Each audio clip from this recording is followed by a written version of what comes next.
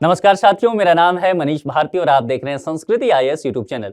साथियों, केंद्र सरकार ने अनुच्छेद 370 और 35A 2019 में जम्मू कश्मीर में खत्म कर दिया था। उसके बाद केंद्र सरकार जम्मू कश्मीर को लेकर के ताबड़तोड़ कई फैसले लेते रही है ताकि वहां पर सुरक्षा व्यवस्था मजबूत हो सके और वहां की समृद्धि और शांति कश्मीर घाटी में लौट सके। इसी कड़ी में कल ही केंद्र सरकार ने एक और बड़ा फैसला लिया है और यह फैसला है मुस्लिम लीग जम्मू कश्मीर, ये मसरत आलम गुट को बैन कर दिया है केंद्र सरकार ने गैर कानूनी गतिविधि के मद्देनजर, और यह 5 साल के लिए बैन लगाया गया है। तो यह मामला जो है यूएपीए के तहत लगाया गया है, इसलिए इस लेक्चर में हम यूएपीए को भी समझेंगे। यूएपीए यानी कि अनलॉफुल एक्टिविटी प्रिवेंशन एक्ट 1967 में ये आया था। उसके बाद कई बार इसमें संशोधन भी किया गया है, उन चीजों को भी हम देखेंगे। हिंदी में बोले तो गैर कानूनी गतिविधि रोकथाम, इसके तहत कार्रवाई की गई है। इन सभी चीजों पर हम विस्तार से देखेंगे। हम देखेंगे कि यूएपीए होता क्या है। दूसरी बात कि इस कानून को लेकर के कई बार विवाद बना रहता है, तो सरकार पर आरोप भी लगता रहता है। क्या है विवाद, क्यों सरकार पर आरोप लगता है? आरोप लगने के बावजूद, विवाद होने के बावजूद यह कानून जो है बेहद जरूरी हो जाता है। भारत की सुरक्षा के मद्देनजर देखें तो केंद्र सरकार के लिए क्या जरूरी हो जाता है, क्यों सरकार इस कानून का प्रयोग करती है। इसके बाद हम यह भी समझेंगे कि सर्वोच्च संस्था न्यायपालिका की जो है सुप्रीम कोर्ट, उसने इस कानून के संबंध में समय समय पर क्या फैसला किए हैं। कुछ प्रमुख केस को हम देख लेंगे। ठीक है, तो विस्तार से इन चीजों को देखते हैं। अगर यूपीएससी के लिहाज से देखेंगे तो आपका जीएस का पेपर 3 है इंटरनल सिक्योरिटी, वहां से जाकर के यह टॉपिक सीधे तौर पर जुड़ जाएगा। वैसे आयर में भी थोड़ा सा यह मसला जुड़ेगा, क्योंकि देखिए पाकिस्तान का एंगल इसमें है, तो भारत और उसके पड़ोसी देश जो टॉपिक एक है आईआर में, वहां से भी ये मसला जुड़ेगा, इसलिए विस्तार से इसको आप देखिए। प्रीलिम्स और मेंस दोनों के लिहाज से महत्वपूर्ण होने वाला है, क्योंकि प्रीलिम्स में यूएपीए से संबंधित मुद्दे पूछे जा सकते हैं और मेंस के लिहाज से तो बहुत ज्यादा महत्वपूर्ण यह टॉपिक होने वाला है, इसलिए आराम से रुक के और विस्तार से इसे आप समझिए। मुस्लिम लीग जम्मू कश्मीर मसरत आलम गुट गैर कानूनी संगठन घोषित कर दिया गया है। ये जो है मामला, जैसा कि मैंने पहले कहा, यूएपीए के तहत लगाया गया है ये। और ये जो मसरत आलम है ना, ये मसरत आलम फिलहाल अभी जेल में है और ये 2019 से ही जेल में है। दिल्ली के तिहाड़ जेल जो है उसमें इसे कैद करके रखा गया है, भारी सुरक्षा व्यवस्था के बीच रखा गया है। यह व्यक्ति जो है लंबे समय से प्रयास करता रहा है कि जम्मू कश्मीर को भारत से अलग कर दिया जाए। यह अलगाववादी है, पिछले 20 साल से यह एक्टिव है और इसका यही मकसद है। इसे एक बार पूछा भी गया था, मीडिया ने पूछा था कि इंडिया को लेकर के, तो इन्होंने सीधा इसने बयान दिया कि मैं सबसे पहले इंडियन नहीं हूं। यह बात यहीं से इसने शुरुआत की थी। तो ये कई बार प्रदर्शनों में शामिल रहा। आपको यदि ध्यान हो, 2010 में जम्मू कश्मीर में एक बहुत बड़ा दंगा हुआ था, ठीक है, उस दंगे को भड़काने वाला यही था। उस वक्त इसे अरेस्ट कर लिया गया था, बाद में फिर इसे छोड़ दिया गया था जमानत पर, लेकिन अपनी आदत से मजबूर, जैसे ही जमानत पर यह छूटता है फिर से ये उपद्रव करता है। उसके बाद फिर से इसे जेल में डाल दिया जाता है और 2019 से अभी तक ये जेल में बना हुआ है। एक बात और यहां पर समझिए, ये जो मसरत आलम है, यह हुर्रियत कॉन्फ्रेंस जो जम्मू कश्मीर में है, हुर्रियत कॉन्फ्रेंस के बारे में आपने पढ़ा होगा कि यह सबसे बड़ा अलगाववादी संगठन है। ठीक है, 90 के दशक के बाद ये काफी एक्टिव वहां पर हो गया था। हालांकि इसको वहां की जो जनता है, जम्मू कश्मीर घाटी की जो जनता है, वह राजनीतिक तौर पर बहुत अधिक स्वीकार नहीं की है। हुर्रियत कॉन्फ्रेंस के लेकर के बात कर रहा हूं, लेकिन समय समय पर यह युवाओं को बरगलाने की पूरी तरह से कोशिश करता रहा है। तो हुआ क्या मसला कि हुर्रियत कॉन्फ्रेंस के बहुत सारे लीडर रहे, जैसे कि मीरबाइज उमर फारूक की बात आप जानते होंगे, अब्दुल गनी भट्ट, बिलाल लोन, या फिर हाशिम कुरैशी, या फिर सब्बी शाह, या सैयद अली शाह गिलानी। तो सैयद अली शाह गिलानी जो है हुर्रियत कॉन्फ्रेंस के अध्यक्ष होते हैं, लेकिन 2021 में उनकी मृत्यु होती है। तो सैयद अली शाह गिलानी भी अलगाववादी व्यक्ति था। ठीक है, उसके मृत्यु के बाद यही व्यक्ति जो है मसरत आलम, यह अंतरिम अध्यक्ष बनाया गया है हुर्रियत कॉन्फ्रेंस का। एक मसला, और हुर्रियत कॉन्फ्रेंस के साथ साथ यह जो मुस्लिम लीग जम्मू कश्मीर मसरत आलम गुट है, इस संगठन का भी यह अध्यक्ष है। तो फिलहाल जो बैन लगाया गया है, यह जम्मू कश्मीर मुस्लिम लीग जम्मू कश्मीर मसरत आलम गुट पर यूएपीए के तहत 5 साल के लिए प्रतिबंधित इस गुट को कर दिया गया है और यह बंदा ऑलरेडी जेल में है। तो पूरा मसला यहां से आपको समझ में आ गया। अब आगे बढ़ते हैं। देखिए, न्यूज़पेपर, आज कोई भी न्यूज़पेपर देखेंगे, सबसे बड़ी न्यूज जो है आज की, यही आपको हर जगह देखने को मिलेगा। ठीक है, तो इस तरह से एक्शन इस पर लिया गया। अब आगे बढ़ते हैं। अमित शाह जो कि केंद्रीय गृह मंत्री हैं, उनका ट्वीट इस पर आया था, ट्वीट या आजकल जो उसको एक्स कहते हैं। ठीक है, सोशल मीडिया का हैंडल। तो इन्होंने इसके माध्यम से ही यह जानकारी दिया और जैसे ही इन्होंने अपने सोशल मीडिया हैंडल पर यह चीजें लिखा उसके बाद जो है निश्चित तौर पर समझ सकते हैं अखबार और मीडिया में किस तरह से ये बात फैला होगा। तो लंबे समय से इसकी मांग भी की जा रही थी, सुरक्षा एजेंसी लगातार सरकार को इनपुट दे रही थी कि इस गुट को प्रतिबंधित किया जाए। तो सरकार ने फिर बड़ा फैसला लिया। देखिए कुछ बातें इन्होंने अपने एक्स हैंडल पे लिखा है, जरा उसको देख लेते हैं। इन्होंने कहा कि देखिए सबसे पहले एक पैराग्राफ में इन्होंने यह बताया है कि यह जो संगठन है मुस्लिम लीग जम्मू कश्मीर मसरत आलम गुट, इसको यूएपीए के तहत अनलॉफुल एसोसिएशन के तहत इसको प्रतिबंधित कर दिया गया है और अगले 5 साल के लिए किया गया है। ठीक है, अब इन्होंने इस दूसरे पैराग्राफ में कारण बताया है। कारण बताते हुए कहा है कि इस संगठन के जो सदस्य रहे हैं वह एंटी नेशनल मूवमेंट में शामिल रहे हैं। इसके अलावा ये लोग जो है जम्मू कश्मीर को अलगाववाद समर्थित रहे, तो जम्मू कश्मीर को भारत से अलग करना चाहते हैं, पाकिस्तान में विलय करना चाहते हैं। फंडिंग को लेकर के भी बातें की गई है। और दूसरी सबसे अहम बात जो की गई है इस एक्ट में लिखा गया, देखिए यहां पर Islamic rule in Jammu and Kashmir. इनका कहना है कि यह जो संगठन है यह भारत के ध्वज को तो नहीं मानता, यह चाहता है कि जम्मू कश्मीर में इस्लामिक रूल स्थापित किया जाए, भारत के संविधान के हिसाब से चीजें ना चले। तो एक चीज यहां, और तीसरे पैराग्राफ में इन्होंने प्रधानमंत्री नरेंद्र मोदी के हवाले से लिखा है कि सरकार जो है किसी भी लिहाज से ऐसे व्यक्ति को या ऐसे संगठन को नहीं बख्शने वाली है जो भारत की शांति, समृद्धि, संप्रभुता और एकता के साथ, अखंडता के साथ खिलवाड़ करे। ये पूरे जो इनका एक तरह से मैसेज था, इस मैसेज का यही पूरा सार है। यहां मामला समझ में आ गया। अब चलते हैं आगे, देखते हैं इसको लेकर के गृह मंत्रालय ने बाद में एक नोटिफिकेशन भी जारी किया है, उस पर भी हम विस्तार से बात कर लेंगे। देखिए अब इस संगठन के बारे में थोड़ा सा समझ लेते हैं। मुस्लिम लीग जम्मू कश्मीर मसरत आलम गुट क्या है? इसका अध्यक्ष जैसा कि मैंने पहले ही बताया था कि मसरत आलम भट्ट इसका नाम है, और मसरत आलम जैसा पहले भी बता चुका हूं कि हुर्रियत कॉन्फ्रेंस का अभी ये अंतरिम अध्यक्ष भी बना हुआ है और वर्तमान में ये कहां पर है? तिहाड़ जेल में इसे कैद करके रखा गया है। गृह मंत्रालय ने जैसा कि मैंने कहा कि एक नोटिफिकेशन भी इसको लेकर के जारी कर दिया है, और नोटिफिकेशन में गृह मंत्रालय ने किन बातों को शामिल किया? भारत विरोधी और पाकिस्तान समर्थक प्रचार के लिए जाना जाता है। इस गुट के बारे में कहा जम्मू कश्मीर को भारत से अलग करना और पाकिस्तान में विलय करना इसका एक मकसद रहा है। प्रतिबंधित आतंकवादी संगठनों से संबंधित रहा है। यहां तक कहा गया है कि इस गुट का संबंध जो है आईएसआई से भी रहा है। आईएसआई का संबंध यह लंबे समय से माना जाता है कि हुर्रियत कॉन्फ्रेंस के साथ भी रहा है, वहां से पैसा, फंडिंग, हथियार इन लोगों को मिलता रहा है। तो यह बात भी कहा गया है। कहा गया कि इसके नेता और सदस्य जो है पाकिस्तान सहित अलग अलग स्रोतों के जरिए पैसा जुटाने का काम करते हैं और उस पैसे के माध्यम से जम्मू कश्मीर में अलगाववाद को बढ़ावा देते हैं। यहां तक कि जम्मू कश्मीर के जो युवा हैं उनसे पत्थरबाजी करवाते हैं। सुरक्षा बलों की सुरक्षा की स्थिति के साथ ये लोग खिलवाड़ करने का काम करते हैं। 2010 मैंने बताया था जो बड़ा दंगा हुआ, तो 2010 में भी पत्थरबाजी बड़े स्तर पर इसने करवाया था। यह जो है गृह मंत्रालय का, देखिए यहां पर नोटिफिकेशन पूरी तरह से आ गया, ministry of home affairs notification इसको लेकर के, और 27 दिसंबर 2023 की बात, नई दिल्ली, यहां पर देखेंगे हेडक्वार्टर को लेकर पूरी चीजें जो है इसमें बताई गई है, जिसकी चर्चा हमने आपको पहले ही कर दिया।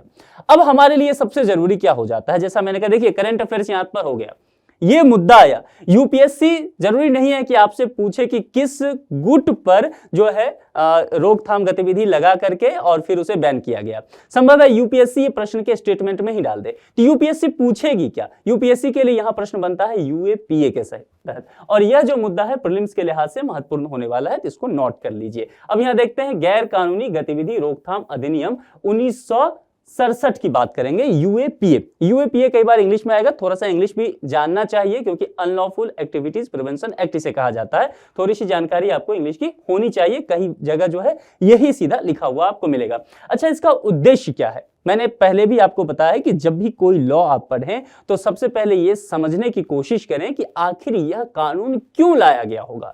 जिस वक्त भी 1967 में यह लाया गया होगा तो इसकी वजह क्या रही होगी, क्या उद्देश्य रहा होगा, उस वक्त के देश में किस तरह के राजनीतिक हालात रहे होंगे, किस तरह के सुरक्षा व्यवस्था रही होगी, क्या देश में किसी तरह की आंतरिक सुरक्षा को लेकर के सरकार चिंतित थी, क्यों लाया गया इस तरह के बिल। तो सबसे पहले इसका उद्देश्य समझिए, और उद्देश्य यदि आप समझ जाएंगे तो इसका पूरा ध्येय, पूरा सार किसी कानून का आप समझ सकते हैं, फिर आपको याद करने की जरूरत नहीं होगा, आप बिल्कुल क्रिस्टल क्लियर हो जाएंगे चीजों को लेके। देखिए उद्देश्य में कहा गया, कुछ शब्दों पर ध्यान दीजिए। भारत की जो सीमा है उसकी बात की गई है, अपने देश की बात की गई है। संप्रभुता और एकता के लिए खतरा उत्पन्न करने वाली गतिविधियों को रोकना। दो तीन बातें कही गई। देश के लिए संप्रभुता, भारत एक संप्रभु राष्ट्र है, अपने निर्णय जो है अपने आधार पर लेता है। और यहां पर एकता, तो देश की संप्रभुता, एकता, अखंडता, समृद्धि, शांति, सारे वर्ड जोड़ दीजिए। इसके साथ यदि कोई खिलवाड़ करता है, कोई भी व्यक्ति या कोई भी संगठन ऐसी कोई गैर कानूनी गतिविधि करके ऐसा लगता है कि देश के लिए वो खतरा उत्पन्न कर रहा है, देश की एकता और अखंडता के लिए, संप्रभुता के लिए वह खतरा उत्पन्न करेगा, तो उस पर यह कार्रवाई की जाएगी। उसे रोकने का काम गैर कानूनी गतिविधि रोकथाम अधिनियम 1967 के द्वारा किया जाएगा। इतना मामला क्लियर हो गया।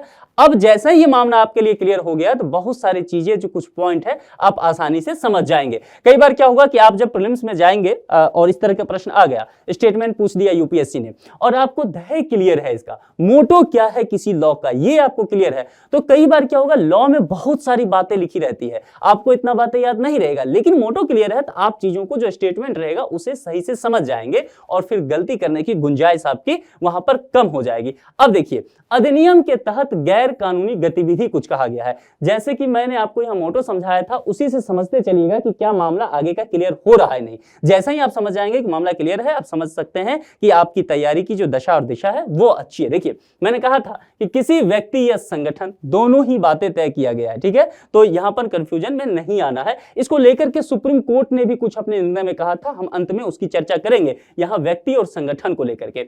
तो किसी व्यक्ति या संगठन द्वारा की गई ऐसी कार्रवाई, तो सबसे पहले कैसी कार्रवाई यहां देखना है, तो कार्रवाई कैसी, तो संप्रभुता और एकता के लिए ऐसी गतिविधियां जो कि उस जो गैर कानूनी हो, उसके रोकथाम के लिए। तो यहां ऐसी कार्रवाई भारत के राज्य क्षेत्र के किसी भूभाग पर अधिकार या नियंत्रण स्थापित करने की बात हो। तो अब इस मुद्दे से जोड़ के देखना है, ये जम्मू कश्मीर वाला जो अभी मुद्दा आया है उससे जोड़ के देखना है कि क्या ये संगठन भारत के किसी भाग पर अधिकार या नियंत्रण करने की बात करती है। जी हां, कि मैंने पहले ही कहा कि यह जम्मू कश्मीर को यह संगठन चाहती है कि अलग कर दिया जाए या फिर पाकिस्तान के साथ विलय कर दिया जाए, ठीक है, या उस पर उस संगठन का अधिकार हो जाए। भारत की संप्रभुता को खंडित या भारत की अखंडता को बाधित करती है, तो जाहिर सी बात है संप्रभुता को खंडित करने का काम कर रही है, देश को तोड़ने का काम कर रही है, इसलिए बैन किया गया। मामला यहां क्लियर है।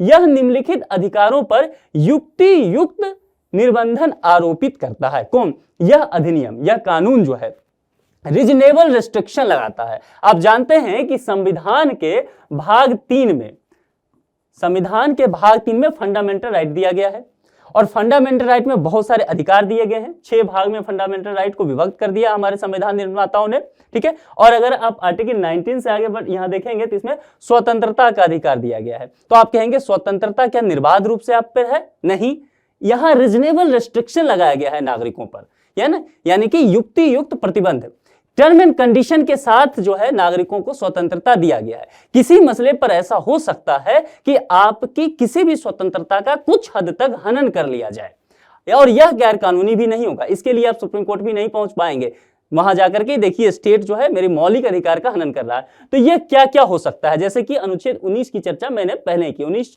जो है इंपॉर्टेंट वैसे भी है, देखिए वैसे भी जब भी आप पॉलिटी पढ़िए तो आपको यहां पर फंडामेंटल राइट्स है, डीपीएसपी है और फंडामेंटल ड्यूटीज है। ये 3 चैप्टर ऐसे हैं जिसको एक साथ पढ़ा कीजिए और पूरी तरह से इसको क्रिस्टल क्लियर कर लीजिए। यूपीएससी इस तीनों में से कहीं से ना कहीं से प्रश्न पूछेगी ही, यह तय मान के चलिए, ठीक है। तो यहां पर अनुच्छेद 19 की चर्चा है, तो थोड़ा सा सावधान होकर के। अनुच्छेद 19 द्वारा प्रदत्त अभिव्यक्ति की स्वतंत्रता है ना, तो अभिव्यक्ति की स्वतंत्रता की बात की गई है कि आपको अपनी बात रखने का अधिकार है, लेकिन आपको अपनी बात रखने का अधिकार है और युक्ति युक्त निर्बंधन उस पर लगा दिया गया, रीजनेबल रेस्ट्रिक्शन लगा दिया गया कि आपकी बात से हिंसा भड़क सकता है। आप युवाओं को उकसा रहे हैं कि पत्थरबाजी करो सुरक्षा कर्मियों पर, तो जाहिर सी बात है आपके जो ये अभिव्यक्ति की स्वतंत्रता है राज्य से छीन लेगी। इसका हनन करेगी, ठीक है। और यही किया गया था इसके मसले में, मसरत आलम का जो मसला है उसमें, इसीलिए यह अभी जेल में भी है। बिना शस्त्रों के शांतिपूर्वक समूह में एकत्रित होने का अधिकार, देखिए यह अधिकार दिया गया है संविधान के द्वारा कि आप सशस्त्र ना आए, आप शांतिपूर्वक जो है विरोध कर सकते हैं। लेकिन कई मसला में यह हो जाएगा कि यह अधिकार आपका छीन लिया जाएगा। संघ बनाने का अधिकार निश्चित तौर पर दिया गया है, यह भी तो संगठन ही है ना, मुस्लिम लीग जम्मू कश्मीर, मसरत आलम गुट, यह भी एक संगठन है, तो संघ बनाने का अधिकार तो देता ही हमारा संविधान। लेकिन अभी देखिए इस पर भारत सरकार ने बैन लगा दिया, तो कुछ कारण देखा होगा, जाहिर सी बात है कारण हमने पढ़ लिया है कि देश की सुरक्षा और शांति के लिए, अखंडता संप्रभुता के लिए खतरा बनने का काम कर रही है, अलगाववाद फैला रहा है। तो यहां से ये चीजें समझ में आ गया कि ये सब चीजें अधिकार दिया गया है, लेकिन अगर इन अधिकारों का सही से आप प्रयोग नहीं करता है कोई नागरिक, कोई व्यक्ति, संगठन, तो जाहिर सी बात है रीजनेबल रेस्ट्रिक्शन लगा करके देश की सुरक्षा का हवाला देते हुए सरकार आपके उस अधिकार को छीन सकती है। तो यही मसला रखा गया। अब इससे कोई भी प्रश्न आए, कितना भी घुमा फिरा के यूपीएससी आपसे पूछ ले, मैं उम्मीद करता हूं आप इसका जवाब दे ले जाएंगे। केंद्र सरकार को पूर्ण शक्ति देने की बात की गई है, यही अधिनियम, यूएपीए की बात करता हूं, 1967 की बात। केंद्र सरकार को पूर्ण शक्ति गतिविधि गैर कानूनी घोषित कर सकती है। कोई भी अगर गतिविधि आपका लगता है किसी व्यक्ति का, संगठन का, तो केंद्र सरकार को पूरा शक्ति यह अधिनियम देता है कि आप उसकी गतिविधि को गैर कानूनी घोषित कर सकते हैं। यहां पर 2-3 बातें की गई है, इसको आपको देखना है। भारतीय एवं विदेशी, यूपीएससी अगर स्टेटमेंट डालती है ना तो ज्यादा चांसेस है यहां से डाले, क्योंकि यहीं पे आदमी आके कंफ्यूज कर जाएगा। देखिए भारतीय एवं विदेशी दोनों प्रकार के नागरिकों पर मुकदमा चलाया जा सकता है। मामला समझ में आ गया? यूपीएससी आपसे पूछ ले क्या यूएपीए जो है विदेशियों पर चलाया जा सकता है, आप कहेंगे नहीं नहीं ये तो अपने देश का मसला है, विदेशियों पे नहीं चलाया जा सकता, आप सहमत हो जाएंगे और ये गलत कर ले जाएंगे आप। यहां पर भारतीय एवं विदेशी दोनों प्रकार के नागरिकों पर मुकदमा चलाया जा सकता है यदि वो भारत के लिहाज से, भारत की संप्रभुता अखंडता के लिए वह खतरा होता है। तो भारत एवं विदेशी भूमि पर होने वाले अपराध पर समान रूप से भी इसे लागू किया जाएगा। इसीलिए दोनों पॉइंट आपके लिए इंपॉर्टेंट है, प्रीलिम्स के स्टेटमेंट के लिहाज से इसको तैयार कीजिए। जांच एजेंसी के बारे में भी कुछ कहा जा रहा है। जाहिर सी बात है कोई आतंकवादी घटना होगा, कहीं पर कुछ भी चीजें होती है और सुरक्षा के दृष्टिकोण से, तो जांच एजेंसियां तो होगी। तो जांच एजेंसियां ही जांच करती है, वही सरकार को इनपुट देती है। जैसे इस मसले में भी हुआ, जांच एजेंसियां ही तो गृह मंत्रालय को इनपुट दिया होगा ना कि जनाब इस गुट को बैन कर दीजिए, यह सुरक्षा के लिहाज से देश के लिए खतरा उत्पन्न कर रहा है। तो जांच एजेंसियों के लिए यूएपीए कुछ बातें कहता है, क्या? गिरफ्तारी के अधिकतम 180 दिनों के अंदर चार्जशीट दाखिल किया जाएगा। यह जांच एजेंसियों के लिए कहा गया है कि किसी व्यक्ति को अगर आप गिरफ्तार करते हैं तो 180 दिनों के अंदर चार्जशीट आप दाखिल कर लीजिए कि क्यों आपने गिरफ्तार किया, क्या क्या उस पर आरोप लगे, ये सब चीजें जो है क्लियर हो जानी चाहिए। अदालत को सूचित करने के बाद इस अवधि को और बढ़ाया जा सकता है। यह कहने का क्या मतलब हुआ? 180 दिन का यह कानून समय दे देता है जांच एजेंसियों को। लेकिन कई बार क्या होता है, जांच एजेंसियां जो है सबूत इकट्ठा कर रही है, जानकारी इकट्ठा कर रही है और इतना दिन पर्याप्त नहीं है। ठीक है, मान लीजिए वो व्यक्ति का तार जो है विदेश से जुड़ा हुआ हो, आईएसआई से जुड़ा हुआ हो, पाकिस्तान से जुड़ा हुआ हो, नेपाल से, कई जगह नेटवर्क फैला हो, तो जांच एजेंसी तो चाहेगी ना कि पुख्ता तैयारी कर लें फिर चार्जशीट दाखिल करें। तो इसके लिए फिर वो अदालत जाएगी और अदालत जाके मजिस्ट्रेट से ये ले लेगी, मजिस्ट्रेट से उन्हें यह हक मिल जाएगा, अधिकार मिल जाएगा कि ठीक है थोड़ा सा टाइम आपको हम दे देते हैं, जितना भी मजिस्ट्रेट दे दे, तो ये हो जाएगा।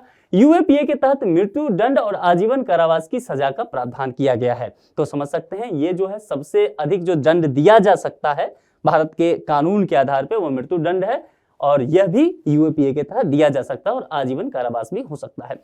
अब जैसा कि मैंने कहा था यूएपीए 1967 में आया, लेकिन इसमें कई बार संशोधन किया गया। तो जैसा मैंने पहले कहा कि कोई कानून बनता है तो उसके उद्देश्य को समझ लीजिए, चीजें अपने आप समझ में आ जाएगी। तो फिर एक बात और कि उसमें यदि संशोधन होता है, कोई भी कानून बने, ठीक है, देश में, और उसमें संशोधन है, संविधान में संशोधन हो, तो इसको भी आपको विचार करना चाहिए एज ए यूपीएससी एस्पिरेंट कि आखिर संशोधन की जरूरत क्यों पड़ी। अच्छा भला तो था 1967 में कानून आया, सारी बातें तो लिखी हुई है, फिर संशोधन की आवश्यकता क्यों पड़ी? क्योंकि इसका जवाब यह है कि समय के साथ समाज के समक्ष, जांच एजेंसियों के समक्ष, कानून व्यवस्था के समक्ष नई नई चुनौतियां आते रहती है। तो नई नई चुनौतियों के लिहाज से अगर देखेंगे तो कानून में भी बदलाव करने की जरूरत होती है। जैसे कि आप बाजार गए, आपने देखा कुछ समय बाद एक नया फैशन आ गया है, नए तरीके के शर्ट आ गए हैं, तो आपने वो खरीद लिया। फिर आपने देखा कि नहीं, कुछ और फैशन का, कुछ और डिजाइन आ गया, आपने वो कपड़ा खरीदा। तो समय के साथ आप अपने कपड़ों में, अपने हेयर स्टाइल में, इन सब चीजों में परिवर्तन करते हैं ना।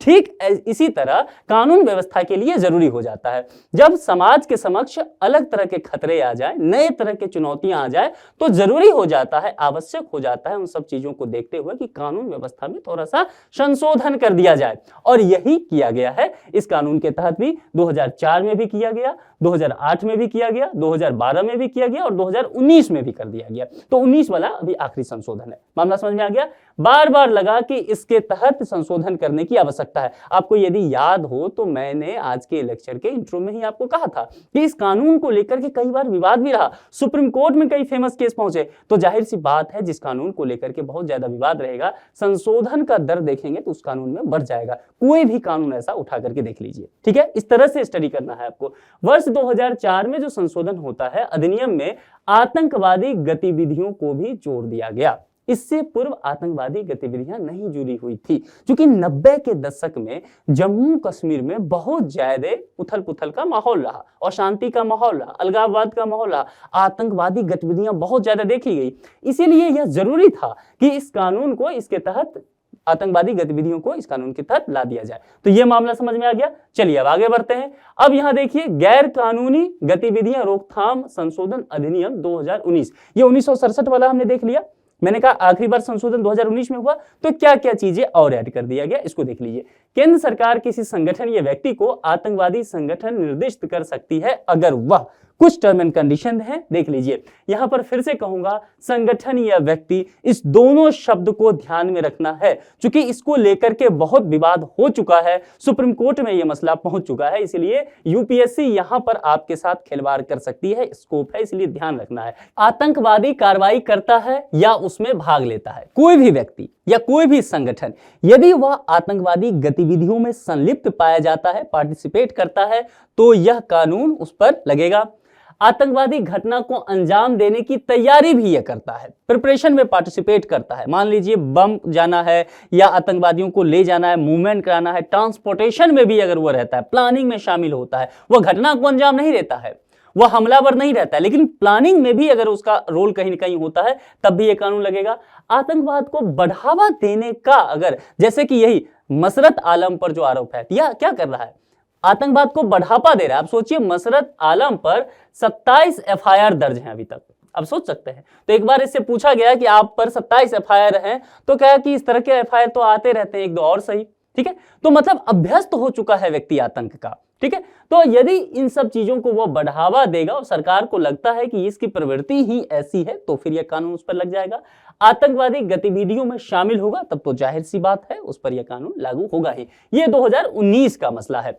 अब यहां पर जैसा मैंने कहा था, 1967 वाले मसले में मैंने कहा था ना कि जांच एजेंसियों के लिए भी कुछ बातें कही गई है, तो यहां पर भी यही बातें हैं। तो जांच अधिकारियों को आतंकवाद से जुड़ी संपत्तियों को जब्त करने का यहां पर अधिकार दे दिया गया। ध्यान रखना है, 2019 से पहले यह अधिकार नहीं दिया गया था जांच अधिकारियों को, और इसीलिए कई बार बहुत तरह के व्यवहारिक समस्या आ रही थी। तो सरकार ने या हमारे जो विधि निर्माता है, उन्होंने इस बात की जरूरत समझी। इसके लिए पुलिस महानिदेशक की पूर्व मंजूरी लेनी पड़ेगी, यह आवश्यक है यदि आप उसके संपत्तियों को जब्त करते हैं जो कि आतंकवाद से जुड़ा होगा। यदि जांच राष्ट्रीय जांच एजेंसी कहने का मतलब हो गया एनआईए, इस तरह से आप देखते होंगे ना, टी शर्ट पे लिखा रहता होगा, कई फिल्मों में भी आपने देखा होगा, एनआईए की बात की गई है।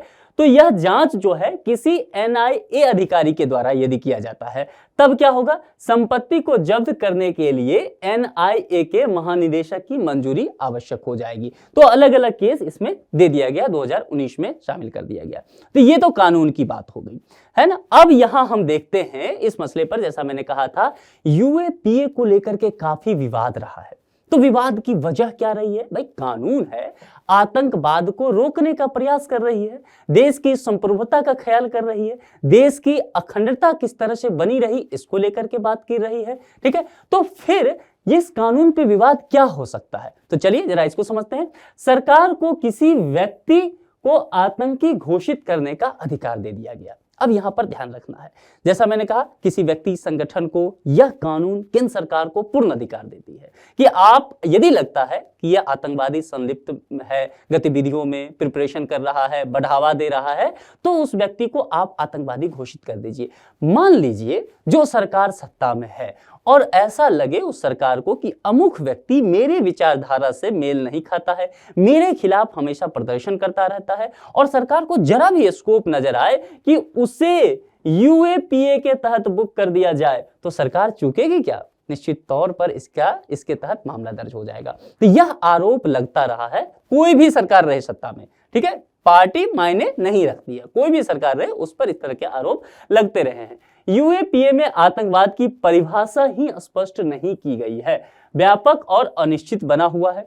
अब जब किसी चीज की आप समाधान चाहें, समस्या का, तो आप सबसे पहले जानेंगे ना कि समस्या है क्या, उसको सही से समझे। तो जब आतंकवाद को परिभाषित ही ढंग से नहीं किया गया तो फिर क्या होगा, उसके दुरुपयोग की संभावना बढ़ जाएगी।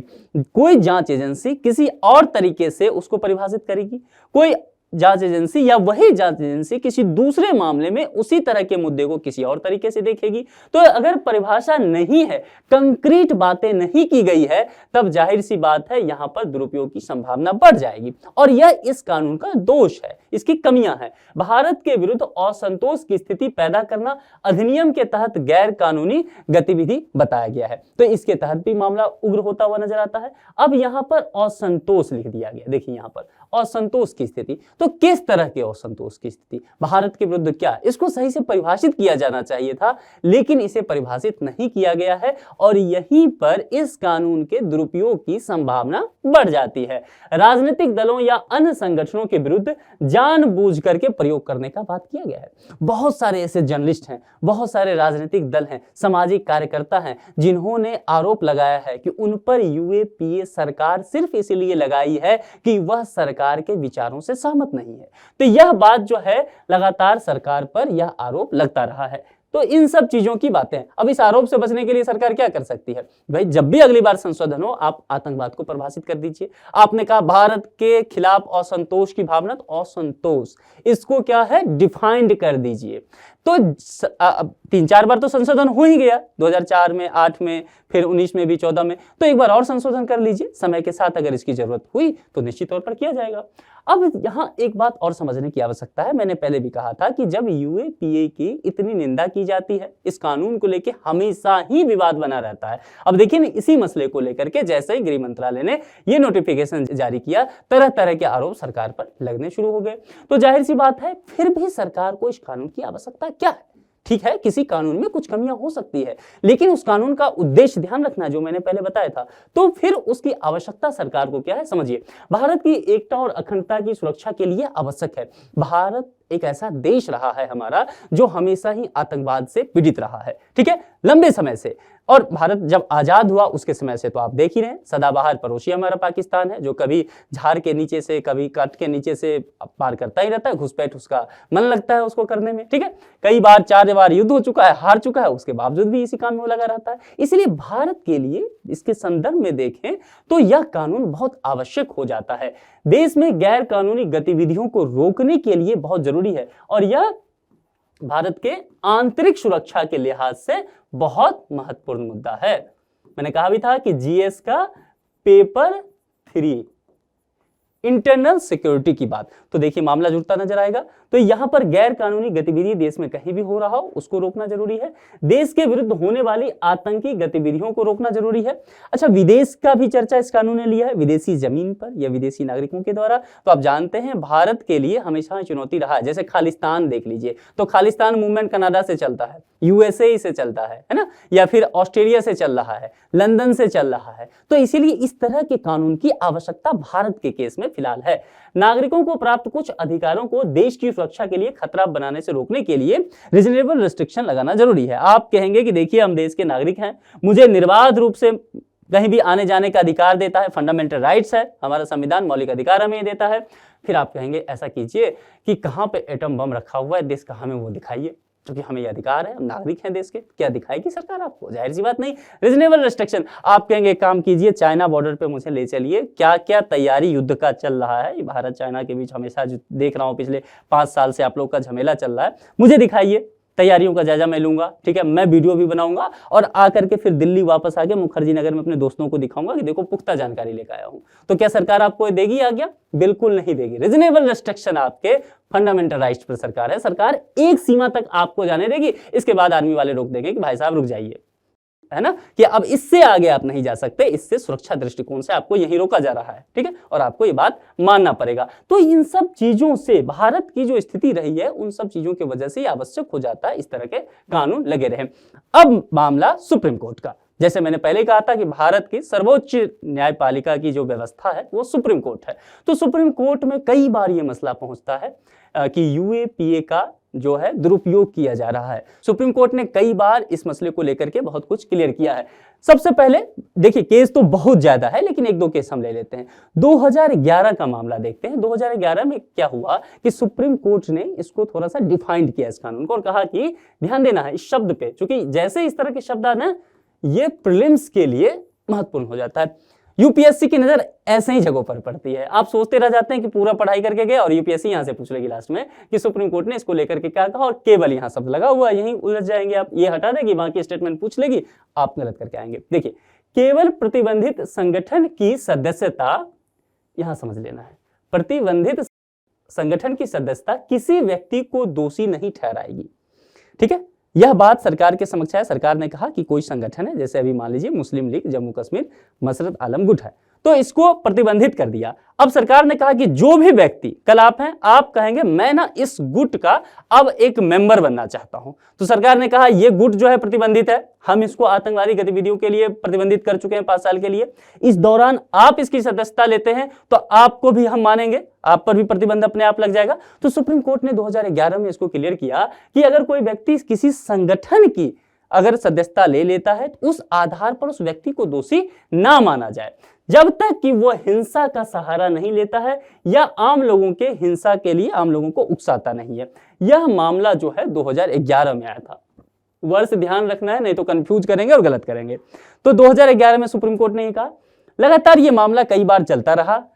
सुप्रीम कोर्ट ने मार्च 2023 में कुछ बातें कही, वह बहुत महत्वपूर्ण है। और यहां पर मार्च 2023 में क्या हुआ, सुप्रीम कोर्ट 2-3 केस इकट्ठे लेकर के बैठ गई कि चलिए 2-3 केस एक ही मुद्दे से संबंधित है, एक साथ लिस्टिंग कीजिए और निर्णय दीजिए। तो सुप्रीम कोर्ट के पास 2-3 केस क्या क्या था, केरल राज्य बनाम रनीफ मामला, अरुण भुइयां बनाम भारत संघ मामला, इंद्रदास बनाम असम राज मामला, ये 3 मामला है, ठीक है। अच्छा, इसमें एक बात आपको गौर करके समझना होगा। देखिए, इसलिए मैं कहता हूं बिटवीन द लाइन स्टडी कीजिए। आप देखिए जो ये मामला है आप सीधे पढ़ के निकल जाएंगे, लेकिन इस मामले को, केस को, सिर्फ नाम को सही से समझ जाएंगे तो आप समझ जाएंगे कि मामला क्या है। देखिए यहां क्या है, केरल राज्य बनाम रनीफ मामला, यानी कि रनीफ तो कोई व्यक्ति है, उस पर यह आरोप लगा होगा, यूएपीए के तहत मामला दर्ज हुआ होगा, यह बुक हुआ होगा, मान लीजिए आप घटना के बारे में नहीं जानते हैं। लेकिन केरल राज्य क्या स्टेट की बात करता है ना। दूसरी बात, अरुण भुइयां बनाम भारत संघ, यह भी स्टेट की बात करता है। इंद्रदास बनाम असम राज्य, यह भी स्टेट की बात करता है। अब समझ गए। तो व्यक्ति किसके खिलाफ पहुंचा है सुप्रीम कोर्ट, स्टेट के खिलाफ पहुंचा है। राज्य के विरुद्ध अधिकार मांगा गया है कि राज्य ने हम पर यह आरोप लगाया, जरा आप देखिए कि क्या सही है या क्या गलत है। मामला समझ में आ गया, इस तरह की चीजें। तो इसको लेकर के सुप्रीम कोर्ट तीनों केस को इकट्ठा देखती है मार्च 2023 में और फिर निर्णय देती है सुप्रीम कोर्ट। लैंडमार्क डिसीजन है ये, हिस्टोरिकल और लैंडमार्क डिसीजन है यूएपीए के संबंध में सुप्रीम कोर्ट का। इसको ध्यान रखिए। गैर कानूनी संगठन की सदस्यता, यहां सुप्रीम कोर्ट ने 2011 में कुछ और कहा था, अभी देखिए, गैर कानूनी संगठन की सदस्यता अपने आप में गैर कानूनी गतिविधि रोकथाम अधिनियम 1967 के तहत एक अपराध है। सुप्रीम कोर्ट अपने ही बात से पलट गई। यहां पर सुप्रीम कोर्ट ने क्या कहा कि प्रतिबंधित संगठन की सदस्यता लेता है तो उस व्यक्ति को आप दोषी मत मानिए जब तक कि वह हिंसा ना करे या हिंसा के लिए किसी को उकसाए नहीं। 2023 में सुप्रीम कोर्ट इन तीनों मामलों में पलटी और सुप्रीम कोर्ट ने कहा कि यदि कोई व्यक्ति ऐसे संगठन का हिस्सा बनता है जो पहले से सरकार ने उसे प्रतिबंधित कर दिया है तो वह व्यक्ति अपने आप में ही दोषी माना जाएगा। तो अब अगर मान लीजिए किसी की ये ख्वाहिश हो, कल को आपकी ख्वाहिश हो कि मुस्लिम लीग जम्मू कश्मीर मसरत आलम गुट का मैं सदस्य बन जाऊं, आप दोषी हो जाएंगे। ठीक है, यह सुप्रीम कोर्ट ने स्पष्ट कर दिया, यूएपीए 1967 के हवाले से उसने बता दिया। तो यह मसला कुल मिलाकर के यह चर्चा जो था, अब यह चर्चा अभी और बढ़ेगा। होम मिनिस्ट्री ने इस पर कुछ बातें कही है, इस पर बहुत सारे आर्टिकल आएंगे, आप इस लिहाज से अपडेट रहिए। चूंकि एज ए यूपीएससी एस्पिरेंट इस तरह की चीजें आपको पढ़नी चाहिए, आपका कॉन्सेप्ट बहुत अच्छा होगा। आंसर राइटिंग में या एस्से वगैरह में इस तरह के टॉपिक आते हैं तो आप अच्छे से तैयार कर पाएंगे। अब इस मुद्दे पर एक प्रश्न है, और प्रश्न जो है वो प्रीलिम्स के स्तर का है। प्रश्न का स्टैंडर्ड बहुत अच्छा है, तो मैं उम्मीद करूंगा कि जिस तरह से प्रतिदिन आप लोग प्रश्नों का जवाब देते हैं, और मैं देखते रहता हूं अधिकांशतः लोग सही जवाब देते हैं, 95% लोग सही जवाब दे रहे हैं, ये बहुत अच्छी बात है। इसलिए मैं जवाब नहीं दिया करता हूं, क्योंकि आप ये काम बेहतर ढंग से कर ही रहे हैं, तो एक काम तो आप करें। गैर कानूनी गतिविधियां रोकथाम अधिनियम के संबंध में निम्नलिखित में से कौन सा कथन सही नहीं है? ध्यान रखना है, सही नहीं है यहां कहा गया। पुछल्ले शब्द को बहुत ध्यान से पढ़ना है, नहीं तो तेजी से सही है करते हैं और फिर देख लेंगे गलत करके आएंगे। तो सही नहीं है, 4 यहां पर विकल्प दिए गए हैं, 4 में से कोई एक ही सही होगा। पढ़िए, इसका उद्देश्य, इस कानून का उद्देश्य भारत की संप्रभुता और एकता के लिए खतरा उत्पन्न करने वाली गतिविधियों को रोकना है। दूसरा, यह अधिनियम अनुच्छेद 19 द्वारा प्रदत्त अभिव्यक्ति की स्वतंत्रता पर क्या युक्ति युक्त निर्बंधन आरोपित करता है। इस अधिनियम के अंतर्गत जांच अधिकारी को आतंकवाद से जुड़ी संपत्तियों को जब्त करने के लिए पुलिस महानिदेशक की पूर्व मंजूरी प्राप्त करना आवश्यक है। चौथा, यह अधिनियम भारत की सीमा के बाहर होने वाले अपराधों को लागू नहीं करता है। यह 4 विकल्प दिया गया है। कथन सही नहीं है, सही नहीं है का मतलब क्या होगा? जो कथन गलत है, सीधी बात, सही नहीं है तो गलत है भाई, और जो गलत है वही इस प्रश्न का जवाब होगा। तो ध्यान रखना है, आंसर वही होगा। ठीक है, तो जो भी आपको सही विकल्प इस 4 में से लगे, उस विकल्प का चयन कीजिए और उस विकल्प का चयन करके कमेंट बॉक्स में लिख दीजिए। अब यह भी आप बताइए कि कोई विकल्प गलत है तो क्यों गलत है।